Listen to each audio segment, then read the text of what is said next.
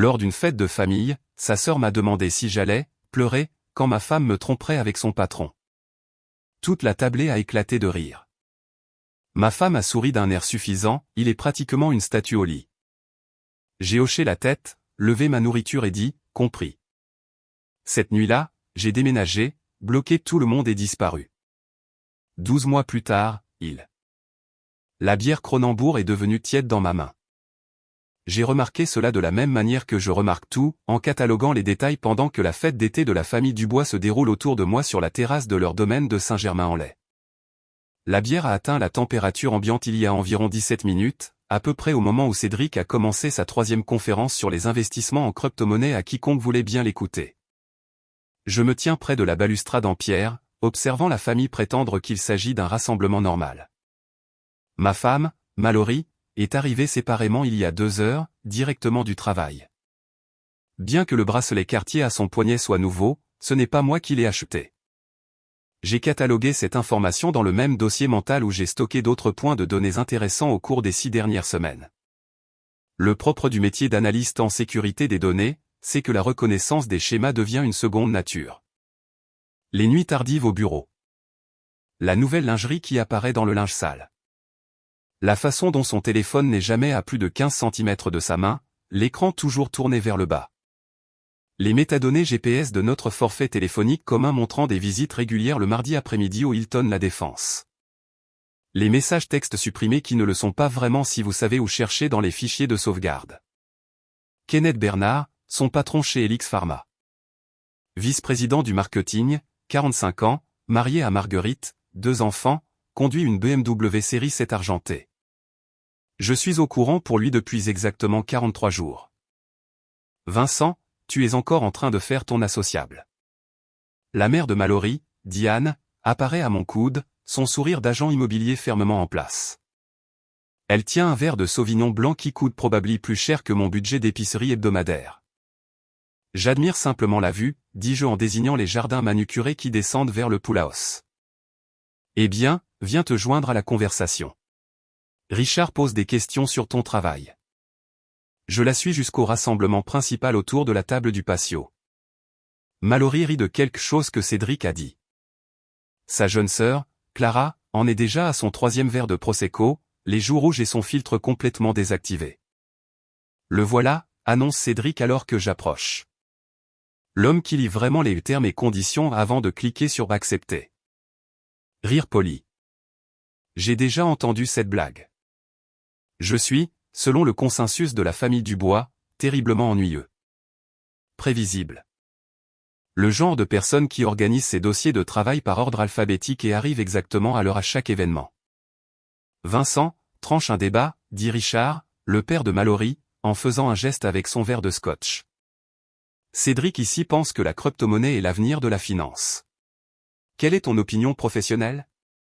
Je pourrais lui dire que le récent investissement de Cédric en crypto est en réalité un système pyramidal qui s'effondrera d'ici 6 mois. Je pourrais mentionner que le projet qui l'enthousiasme tant a déjà été signalé par l'AMF.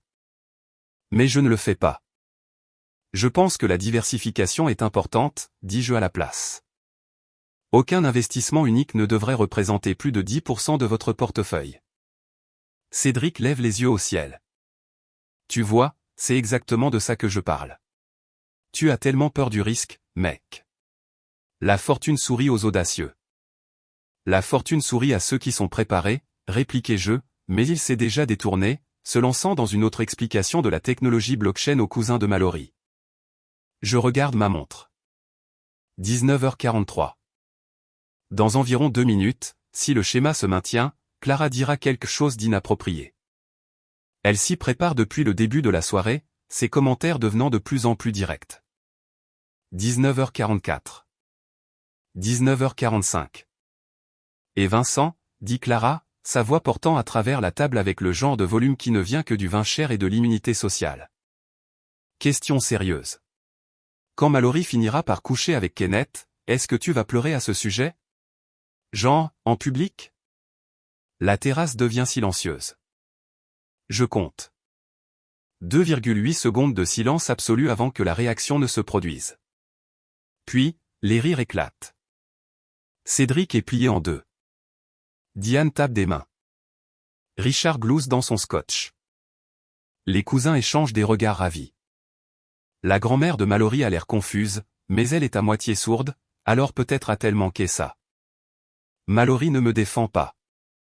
Au lieu de cela, elle se penche en arrière sur sa chaise, ce sourire parfait de directrice marketing s'étalant sur son visage, le même sourire qu'elle utilise dans les présentations aux clients. Allons, Clara. C'est méchant, dit doucement Simone. La femme de Cédric a toujours été la seule personne de cette famille dotée d'une réelle empathie. Quoi? Clara hausse les épaules en souriant. Je suis juste curieuse. Il est si dépourvu d'émotions pour tout. Jean, est-ce qu'il a même des sentiments?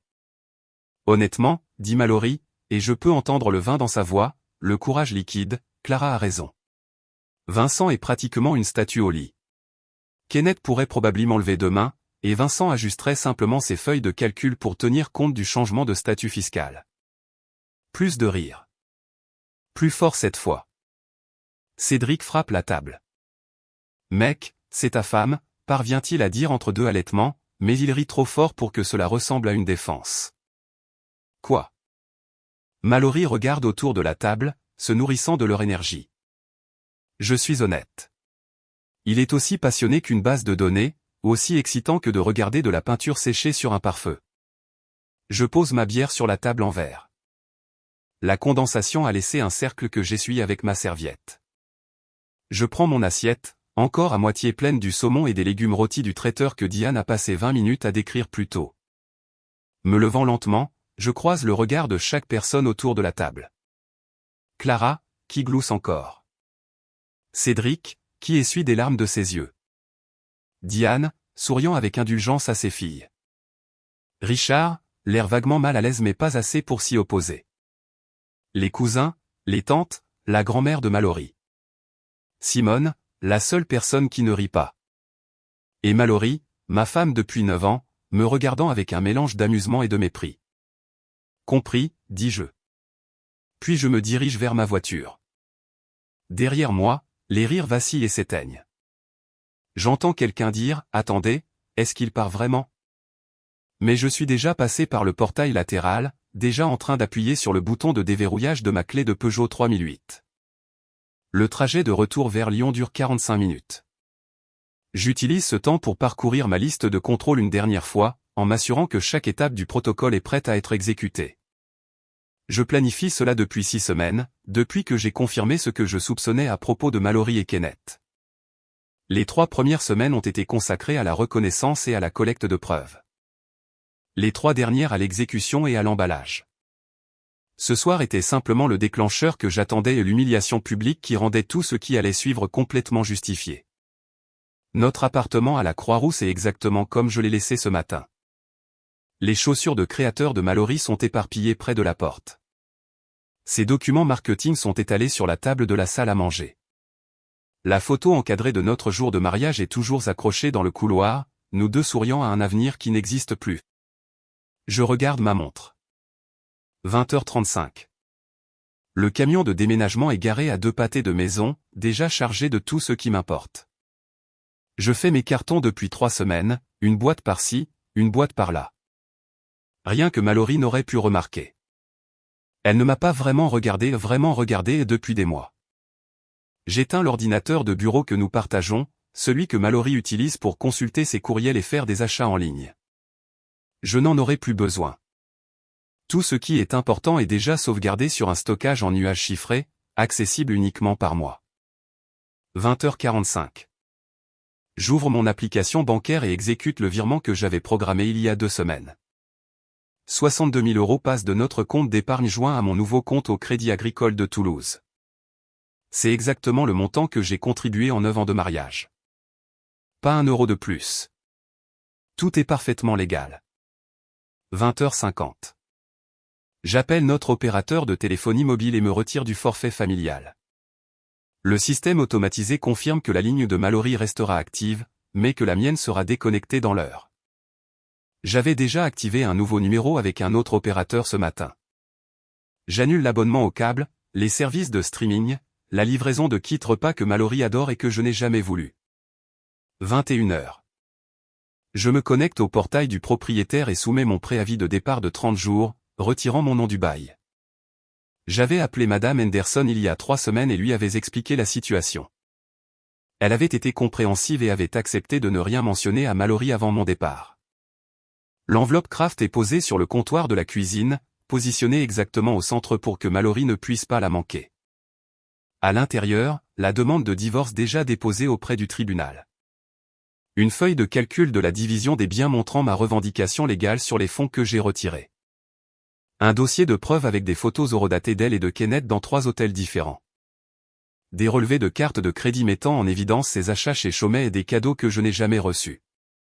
Des messages textes récupérés où elle dit à Kenneth que je ne soupçonnerai jamais rien, parce que je suis trop inconscient pour remarquer. La note finale, imprimée sur du papier blanc ordinaire, conformément à votre suggestion, j'ai ajusté mes feuilles de calcul. Notre mariage est désormais classé sous compte clos. Aucune autre communication n'est nécessaire. 21h30. Je charge le reste de mes effets personnels dans ma voiture. Ordinateur portable, vêtements, la collection de disques vinyles vintage que j'ai commencé à l'université. Des photographies de mes parents, décédés des années avant que je ne rencontre Mallory. Tout le reste peut rester. Je n'ai pas besoin de grand-chose. Je laisse tomber les clés de l'appartement dans la boîte aux lettres de l'immeuble avec un petit cliquetis métallique qui sonne comme une finalité. 21h45. Je sors le nouveau téléphone que j'ai activé ce matin, d'un opérateur entièrement différent, et envoie un seul texto à Warren Michel, mon meilleur ami depuis l'université et la seule personne qui a ce numéro. Fantôme. Sa réponse arrive immédiatement. Bonne chance, mon frère. Maintenant, je retire la carte SIM de mon ancien téléphone et la casse en deux, puis j'écrase le téléphone lui-même sous mon talon dans le parking. L'écran se brise avec un craquement satisfaisant. Demain, je jetterai les morceaux dans des poubelles séparées à travers la ville, mais pour l'instant, la destruction suffit. 22h. Je monte dans ma Peugeot 3008 fiable, payée et pleine et je prends la direction du sud, vers Toulouse. Le trajet durera un peu plus de 2 heures. J'ai déjà réservé une chambre d'hôtel pour long séjour au nom de la société de conseil pour laquelle je vais travailler. Une entreprise légitime, un emploi légal, un nouveau départ complet. Alors que je m'engage sur l'autoroute A6, mon nouveau téléphone vibre avec un texto de Warren. Elle va devenir folle quand elle le découvrira. Je réponds d'une main, les yeux sur la route. C'est le but. Le propre de la sécurité des données est de savoir quelles informations protéger et lesquelles utiliser comme une arme. Je construisais cette stratégie de sortie depuis 6 semaines. Chaque détail cartographié, chaque éventualité planifiée. Il pensait que j'étais une statue. Les statues ne ressentent pas la douleur, mais elles n'oublient pas non plus. Et elles ne pardonnent certainement pas. À minuit, je suis enregistré à l'hôtel dans le quartier des Carmes à Toulouse. La chambre est petite et anonyme, exactement ce dont j'ai besoin. Je déballe mon ordinateur portable et me connecte au système de surveillance que j'ai mis en place il y a des semaines. L'application de suivi sur le téléphone de Mallory se synchronise avec le nuage, accessible depuis n'importe quel appareil où je suis connecté. Les alertes de la carte de crédit commune arrivent sur mon courriel. L'analyseur de paquets sur notre réseau domestique enregistre chaque visite de site web, chaque courriel envoyé, tout est stocké à distance. Je ne fais rien d'illégal. Tout ce que je surveille, j'y ai légalement accès en tant que son mari, pour le moment. La demande de divorce lui donne 60 jours pour répondre. Si elle ne le fait pas, le tribunal accordera une dissolution par consentement mutuel. Je me sers un bourbon de la bouteille que j'ai achetée au magasin d'alcool à côté de l'hôtel. Il est temps de regarder les retombées commencer. Selon l'application de suivi, Mallory est à l'appartement de Kenneth à la Confluence. Elle y est allée après la fin de la fête vers 20h. Les données de localisation montrent qu'elle y est depuis, ce qui signifie qu'elle a menti à sa famille sur l'endroit où elle allait après mon départ. Encore une fois, je note le point de données, l'ajoutant à ma base de données croissante. Elle ne rentre pas à la maison avant 6h45 le lendemain matin. À ce moment-là, je suis à plus de 160 km, en train de boire un café dans un dîner de Toulouse lorsque mon système de surveillance m'alerte que quelqu'un est entré dans notre appartement. Je regarde à travers les journaux réseau le téléphone de Mallory se connecter au Wi-Fi, puis se déconnecter immédiatement. Elle a trouvé l'enveloppe. 15 minutes passent. Puis les appels commencent à arriver sur mon ancien numéro, celui qui est maintenant déconnecté. 12 appels en 20 minutes.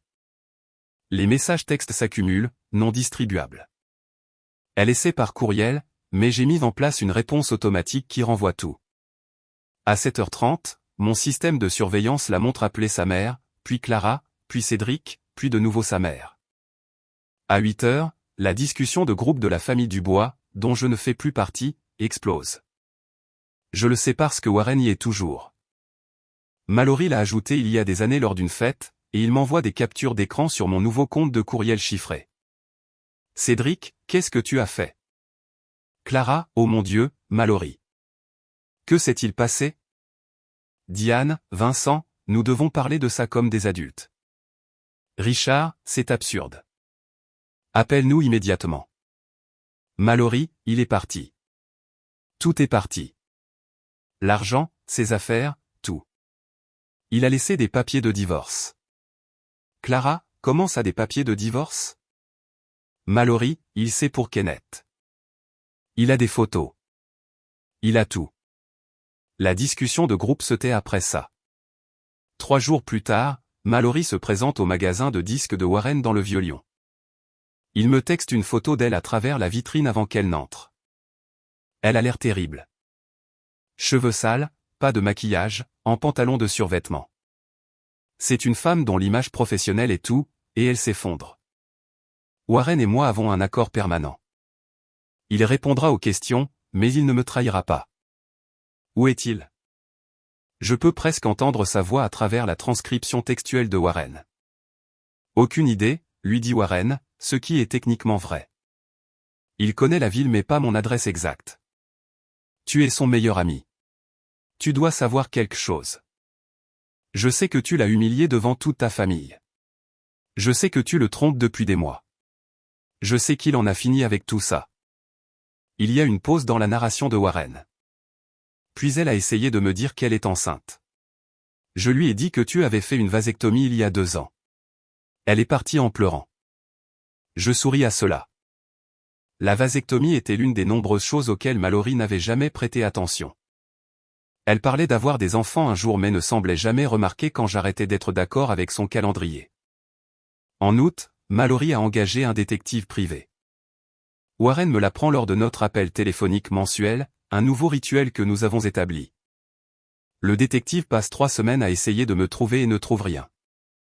J'ai complètement effacé mon empreinte numérique. Les comptes de médias sociaux supprimés, pas seulement désactivés. Le profil LinkedIn professionnel disparu. Mon ancien employeur confirme que j'ai démissionné par courriel mais n'a aucune information de suivi. La beauté de travailler dans la sécurité des données est de savoir exactement comment disparaître. Mon nouvel emploi est dans une société de conseil en cybersécurité basée à Toulouse. Ils sont heureux d'avoir quelqu'un avec mon expérience en conformité des soins de santé, et ils ne posent pas de questions sur mon emploi précédent au-delà des vérifications de références standards. Je travaille à distance depuis un petit appartement dans le quartier Saint-Étienne, un quartier de maisons en rangée historique et de rues bordées d'arbres. L'appartement est minimaliste, meubles IKEA, fourniture de cuisine de base, un matelas d'un magasin d'entrepôt local.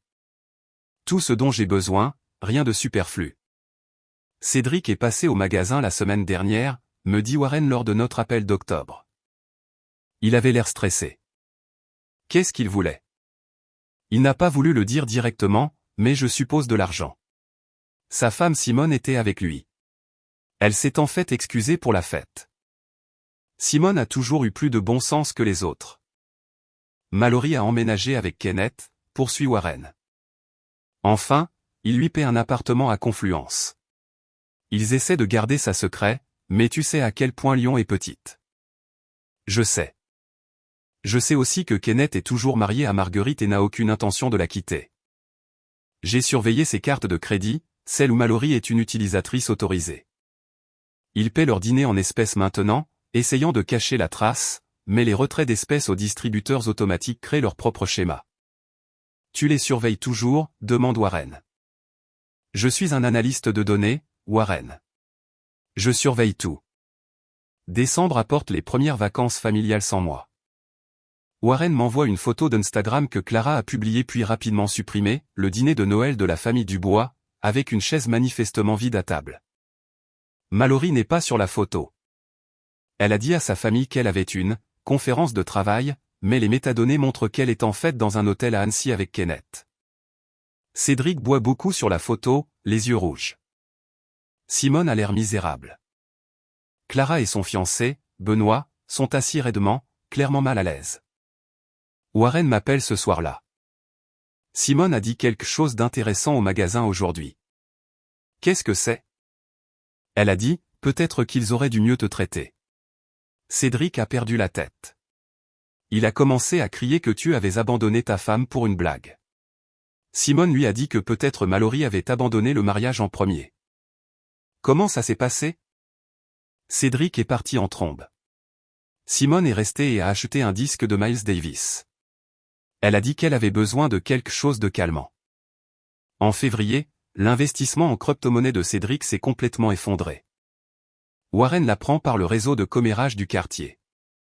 140 000 € partis en fumée. Cela inclut les 26 000 € que je lui ai prêtés il y a 2 ans, de l'argent qu'il avait juré de rembourser dans les 18 mois. Il se présente au magasin de Warren un mardi après-midi, désespéré. « Je dois joindre Vincent », dit Cédric. « Je ne peux pas t'aider », répond Warren. « C'est une urgence. Une urgence financière. Le prêt qu'il t'a fait. Comment étais-tu au courant de ça? Vincent me dit des choses. Qu'est-il arrivé à ton investissement sur? Le visage de Cédric s'effondre. C'était une arnaque. J'ai besoin de récupérer l'argent. Je dois rembourser mon prêt sur valeur domiciliaire, sinon nous perdrons la maison. Warren me texte une photo de la carte de visite que Cédric laisse derrière lui. Au dos, d'une écriture désespérée, Vincent, s'il te plaît. J'ai eu tort. J'ai besoin de ton aide. Appelle-moi. Je réponds à Warren par texto, moi 8.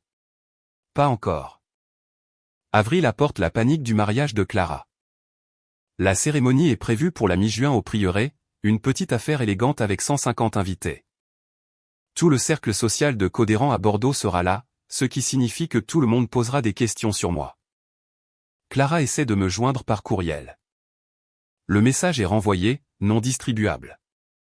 Elle se présente au magasin de Warren un samedi après-midi, les larmes coulant déjà sur son visage. S'il te plaît, supplie-t-elle.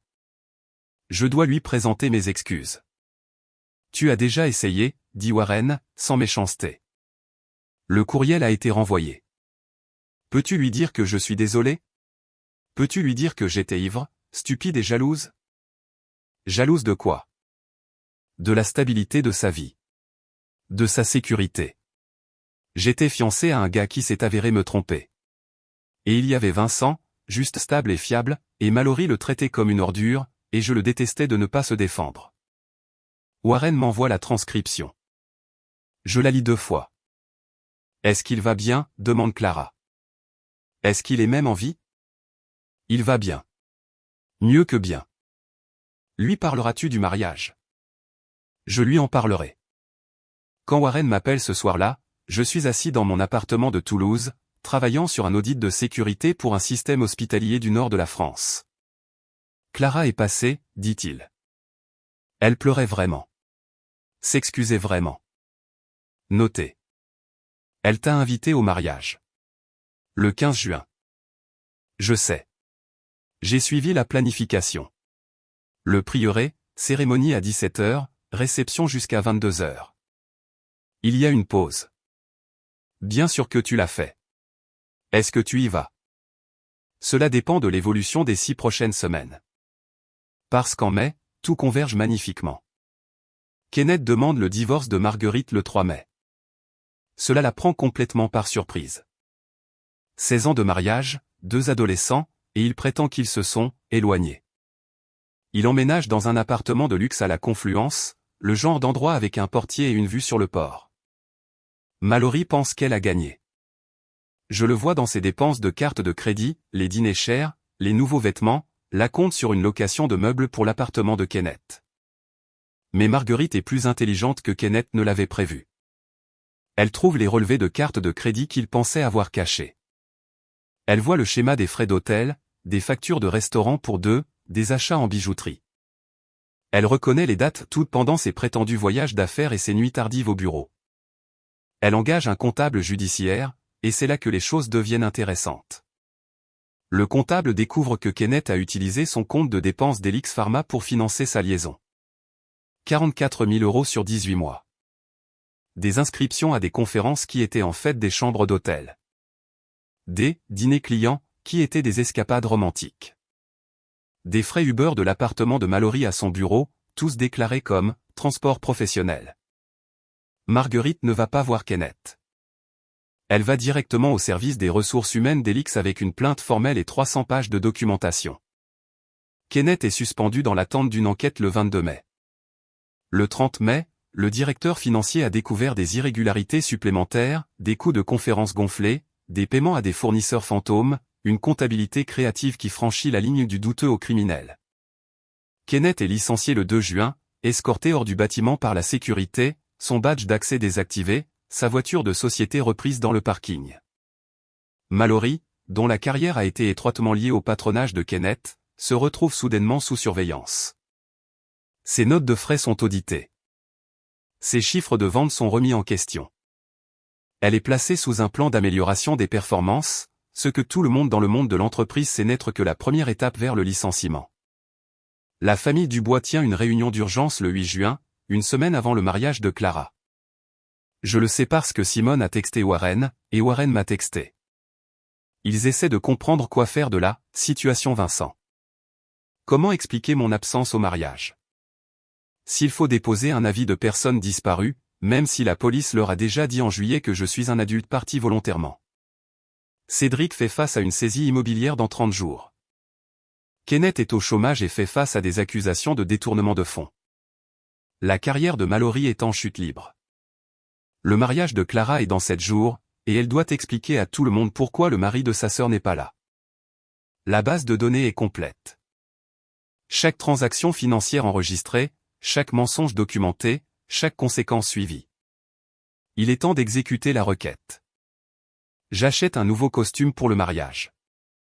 Gris anthracite, taillé sur mesure pour ma nouvelle physionomie. J'ai perdu 9 kilos au cours de l'année écoulée et j'ai pris du muscle grâce à l'abonnement à la salle de sport que j'utilise maintenant vraiment. Je me fais couper les cheveux chez un vrai barbier, pas dans la chaîne Bon Marché dont Mallory insistait toujours qu'elle était, assez bien. Le 15 juin, je conduis de Toulouse à Bordeaux, arrivant au prieuré à 16h30, 30 minutes avant la cérémonie. Le parking se remplit déjà de voitures de luxe BMW, Mercedes. Je gare ma voiture dans la rangée du fond et vérifie mon apparence dans le rétroviseur. J'ai l'air bien. Mieux que je ne l'ai été depuis des années. Confiant, en bonne santé, libre. La coordinatrice du mariage m'arrête à l'entrée. Non, s'il vous plaît. Vincent Lefebvre. Elle parcourt sa liste en fronçant les sourcils. Puis ses yeux s'écarquillent légèrement. Oh, monsieur Lefebvre. Oui, vous êtes sur la liste. Bienvenue.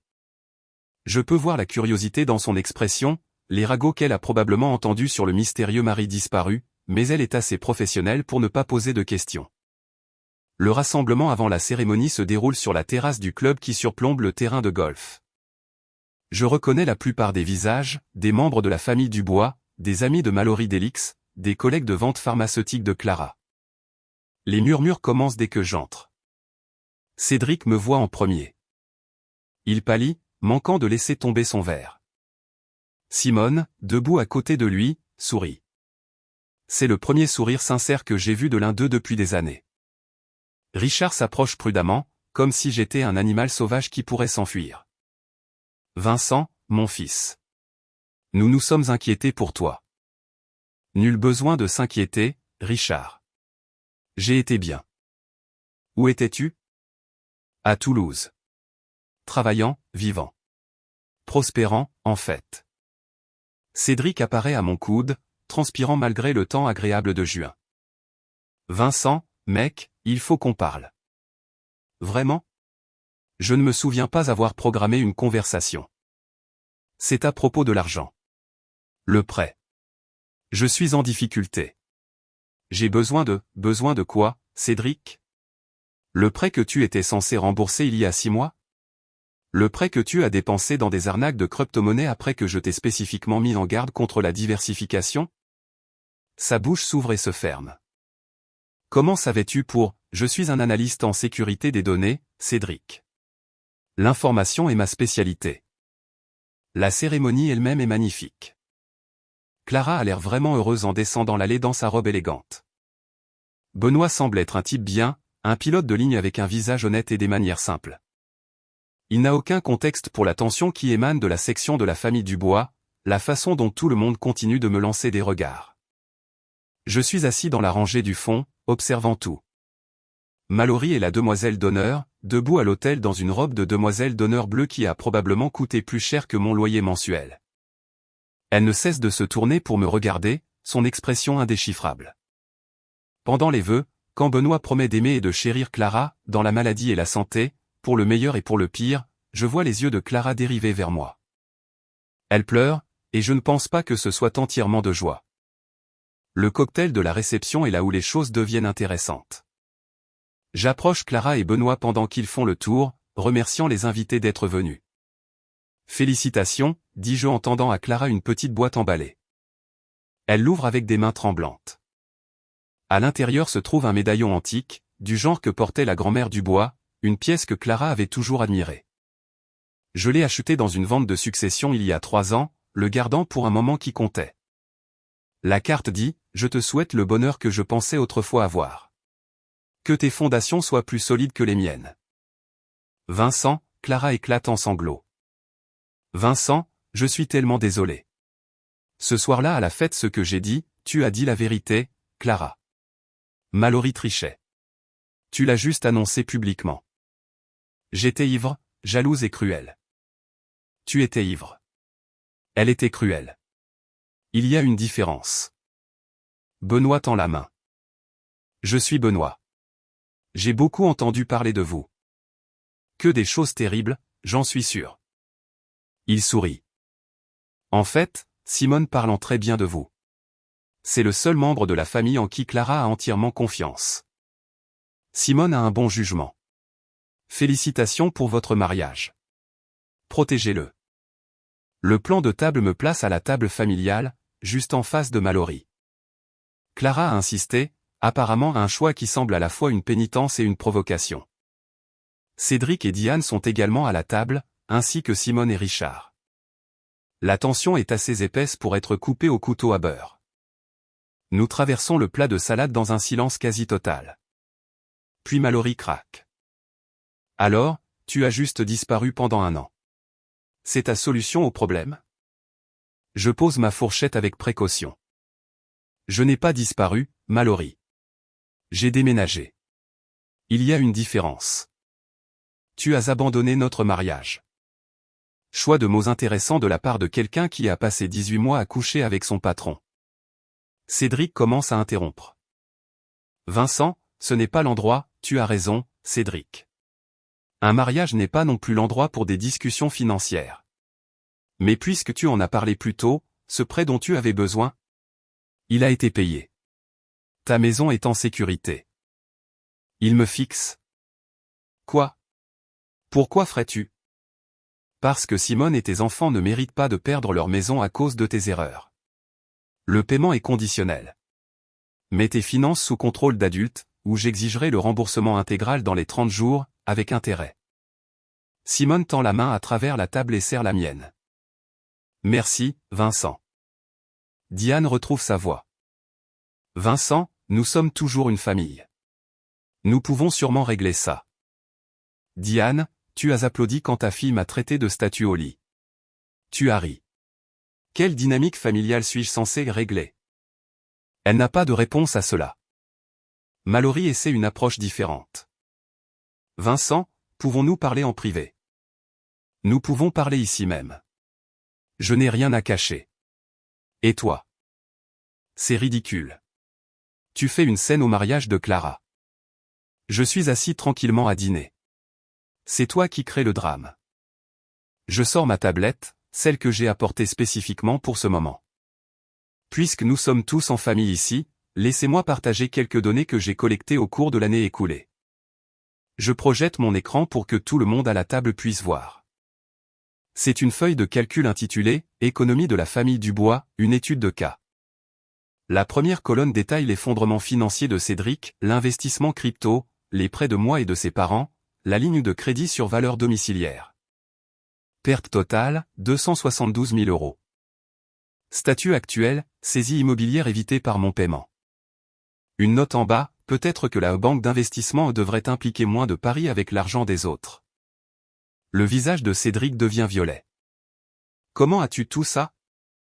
Archives publiques. Dossier judiciaire. Tu es étonnamment facile à rechercher. La deuxième colonne montre la trajectoire professionnelle de Mallory chez Helix Pharma.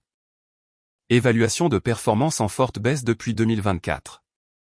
Statut actuel, plan d'amélioration des performances. Résultats projetés, licenciement dans les 60 jours. Irrégularité sur le compte de dépenses, 11 000 € de frais de divertissement client, gonflés. Mallory pâlit. Tu as piraté les fichiers de mon entreprise. J'ai déposé une demande d'accès aux documents administratifs auprès de l'Agence du médicament concernant les pratiques de marketing. Tout est public. Tu serais surprise de ce qui est légalement disponible. La troisième colonne est Kenneth Bernard.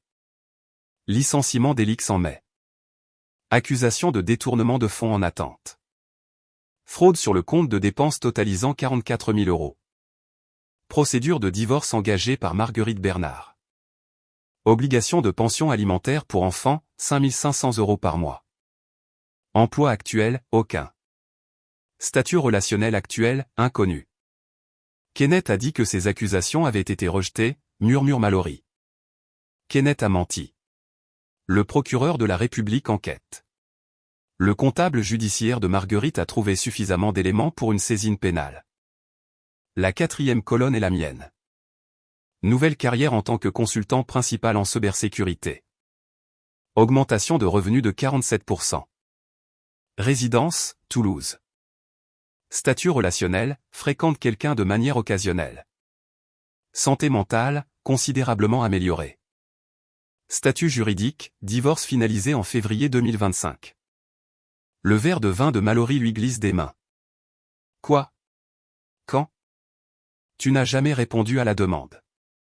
Je t'ai quitté en juin dernier. Après 8 mois sans réponse, le tribunal a accordé un divorce par consentement mutuel. Tu es légalement célibataire depuis février. Tu n'as pas remarqué?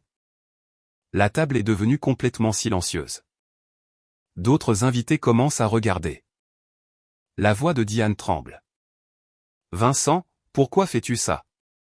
Parce qu'il y a un an, j'étais assis à une table pendant que votre famille se moquait de moi, me rabaissait, riait de mon humiliation. Et j'ai réalisé quelque chose d'important. Richard se penche en avant.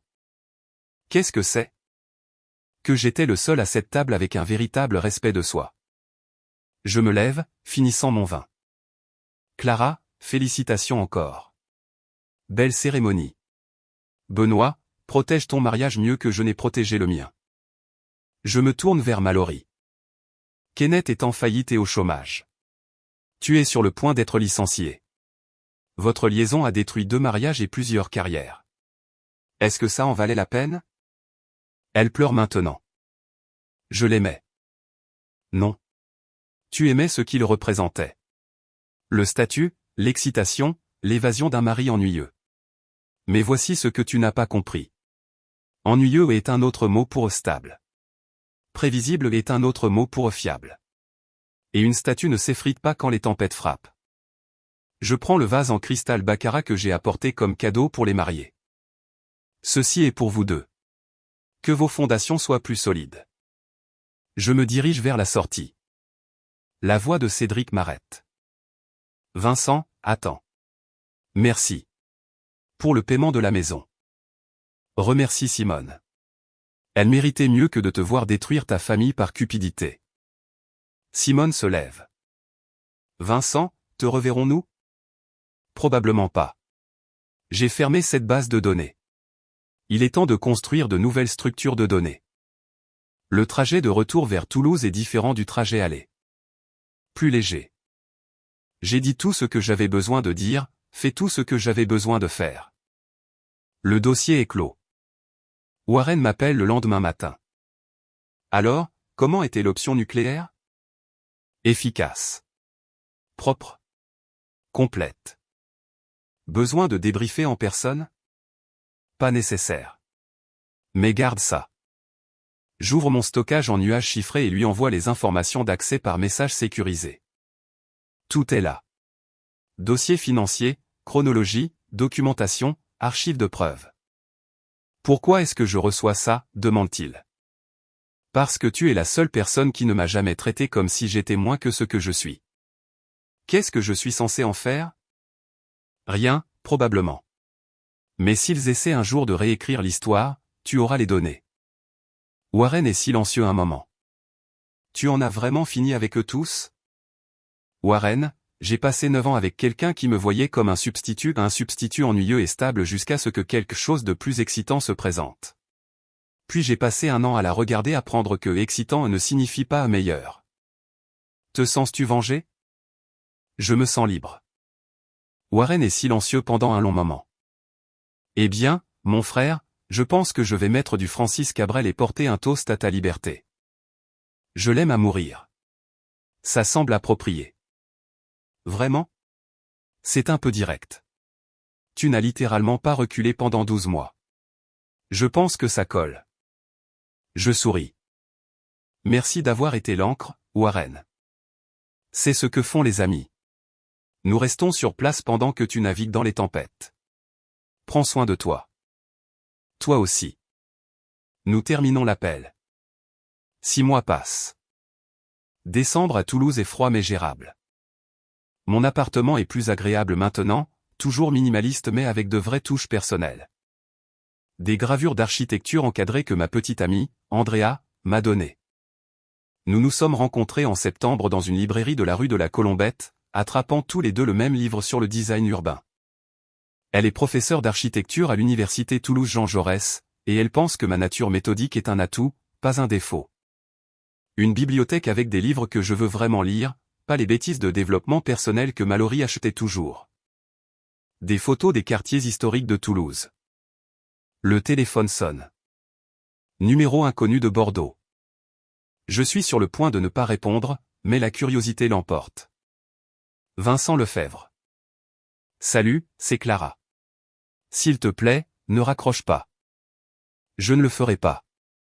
De quoi as-tu besoin? Je n'appelle pas parce que j'ai besoin de quoi que ce soit. J'appelle pour te donner des nouvelles. Je t'écoute. Mallory a été licenciée d'Elix en août. Elle a déménagé à Lyon. Elle travaille comme assistante administrative dans un cabinet dentaire. Kenneth est au tribunal pour des accusations de détournement de fonds. Marguerite a obtenu la garde exclusive et la plupart des biens. Et en quoi cela me concerne-t-il? Ça ne te concerne pas. Je pensais juste que tu voudrais savoir. J'ai arrêté de les suivre en juillet. Une fois la base de données complète, il n'y avait plus rien à analyser. Elle est silencieuse un moment. Cédric et Simone suivent une thérapie. Ils travaillent à un emploi régulier maintenant. Plus de combines de crypto. Bien. Simone mérite la stabilité. Maman et papa m'ont demandé de prendre contact. Ils veulent s'excuser. Dis-leur que j'apprécie le sentiment, mais je ne suis pas intéressé par une reprise de contact. Je comprends. Une autre pause. Benoît et moi attendons un bébé. Nous l'avons appris la semaine dernière. Félicitations. Sincèrement. Merci. Et Vincent, merci d'être venu au mariage. Je sais que ça t'a coûté quelque chose. Ça m'a permis de tourner la page. Ça en valait la peine. Une dernière chose. Warren m'a envoyé une photo la semaine dernière. Toi et une femme dans son magasin de disques. Elle est magnifique. Je souris. Elle s'appelle Andrea. Elle est professeure d'architecture à l'université Toulouse-Jean Jaurès. Nous nous voyons depuis 3 mois. Est-ce que c'est sérieux? C'est prometteur. Elle trouve mes histoires d'analyse de données fascinantes au lieu d'être ennuyeuses. C'est comme ça qu'on sait que c'est réel. Exactement. Je ne rappellerai pas à moins que tu ne le veuilles. Mais je suis sincèrement désolé pour tout. Je sais. Je te pardonne, Clara. Je ne peux juste pas oublier. C'est juste. Prends soin de toi, Vincent. Toi aussi. Je ferme mon ordinateur portable et regarde autour de l'appartement. Andrea sera bientôt là avec sa nourriture chinoise préférée. Nous dînerons et regarderons un documentaire sur l'urbanisme, son domaine d'expertise. Elle expliquera la théorie derrière le développement axé sur les transports en commun, et je trouverai cela vraiment intéressant parce qu'elle est passionnée par le sujet. Il m'avait demandé si je pleurais quand Mallory me tromperait. Je n'ai pas pleuré. J'ai disparu. Et puis j'ai reconstruit. Non pas sur les fondations de leur famille et de leur cruauté désinvolte, mais sur les données auxquelles j'avais toujours fait confiance. Les faits, les schémas, les preuves. La vérité ne m'a pas transformé en statue. Elle m'a rendu incassable. La sonnette retentit. Andrea, pile à l'heure, portant des sacs de nourriture et arborant le sourire qui me fait croire aux secondes chances. Nouveau chapitre, nouvelles données, nouvelles